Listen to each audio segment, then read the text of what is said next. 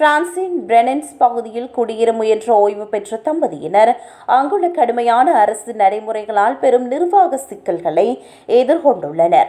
Ireland மற்றும் பிரித்தானிய குடியுரிமை கொண்ட இந்த தம்பதியர் தென்னாப்பிரிக்காவில் திருமணம் செய்த நிலையில் தற்போது பிரான்சில் நிரந்தரமாக வாழ திட்டமிட்டுள்ளனர். மனைவிக்கு பிரான்ஸ் வசிப்பிட அனுமதியை பெற விண்ணப்பித்த போது அவர்களது தென்னாப்பிரிக்க திருமண சான்றிதழின் பதிவு நகல் ஆவணத்தை சமர்ப்பிக்குமாறு பிரெஞ்சு அதிகாரிகள் கோரியுள்ளனர். அயர்லாந்து அரசால் சான்றளிக்கப்பட்ட பதிவு நகல் ஆவணத்தை கேட்ட பிரெஞ்சு அதிகாரிகள் அது இல்லாததால் தம்பதியினரின் குடியிருப்பு விண்ணப்ப கோப்பை மூடியுள்ளனர். ஆனால் அயர்லாந்து அரசு அமைப்பில் அத்தகைய பதிவு நகல் நடைமுறையே இல்லை என்பது தம்பதிக்கு தெரிய வந்தது.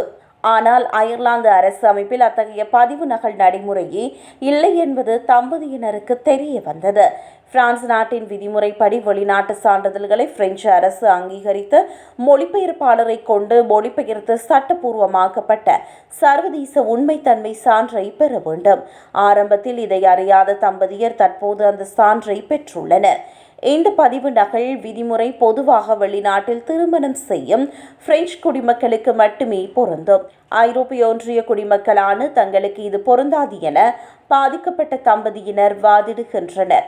தற்போது தங்களுக்கு நேர்ந்த இந்த நிர்வாக குளறுபடியை எதிர்த்து புதிதாக பெறப்பட்ட சட்டப்பூர்வமாக்கப்பட்ட சான்றிதழுடன் பிரெஞ்சு அரசிடம் மேன்முறையீடு செய்ய இந்த தம்பதியினர் முடிவு செய்துள்ளனர்.